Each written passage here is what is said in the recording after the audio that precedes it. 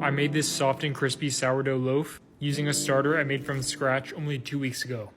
However, this video will be a breakdown of the bread making process. So the night before I feed my mother sourdough starter, I don't really like dealing with 2 jars. I think it overcomplicates things. I essentially add roughly the amount of flour and water that I'll need for my recipe directly to my mother starter, and then add a rubber band to mark the starting volume and lightly place the lid on top to prevent gas buildup. As you can see, it didn't quite double in size, but it still worked out just fine for me.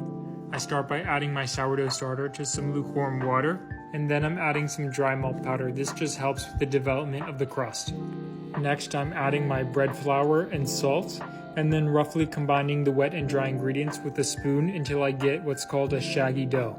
I then let it rest for about an hour to let the flour fully hydrate. Then I start my stretch and folds. I did 3 rounds of stretch and folds over the span of 3 hours, making sure to keep the dough covered in between. This essentially is just strengthening the gluten network in the dough that will allow for the formation of air pockets.